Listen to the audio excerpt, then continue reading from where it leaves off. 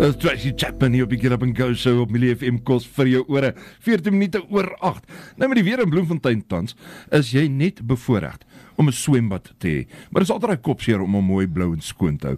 Nou die man wat ons kom vertel presies hoe om dit te doen, is 'n man met 'n besonderse mooi naam, Johan Labeskagni van 'n Bloempool Maintenance. Baie goeiemôre. Môre Johan, yes, ek like jou naam ook hoor. Pragtig hoor, pragtig. Hoor jy met dames 'n bietjie natuurlik altyd lekker om 'n swembad te hê, maar dit kan nou partykeer maar met jou hande in jou hare laat sit. As hy nie heeltemal mooi skoon en altyd silwer skoon is en blou is nie.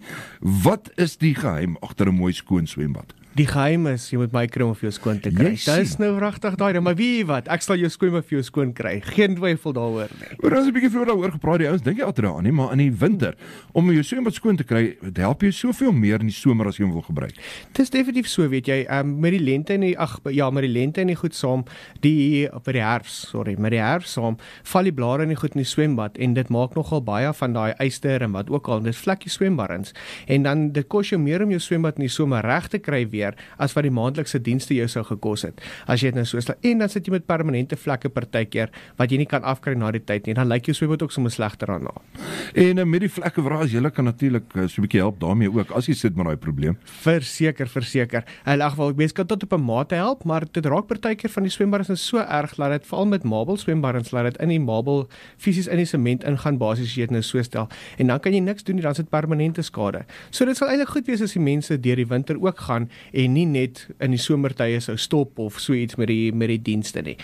Want dit help tog op die ou einde vir jou op met dit lig jou huis in waarde en dit maak dit jou plekkie mooi en netjies lyk as jy kuiergaste oorkry en selfs as jy jouself net wil geniet in die somer.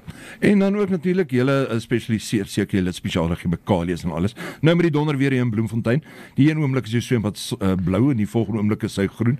Julle kan daarmee ook help. Ek kan me verseker daarmee help. Ons noem dit 'n once-off clean. Ek kan verseker help daarmee. Die donderweer het definitief 'n effek. Die kloor en die donderweer het 'n chemiese reaksie partykeer. In 'n geval en ons probeer ons bes om jou te help dat jou swembad nie groen word nie. Maar indien hy groen geraak het, is jy welkom ons te kontak. Ons kan hom wragtig vir jou draai. Dames, as jy luister as jy in die hande wil kry, waar kan hulle dit doen?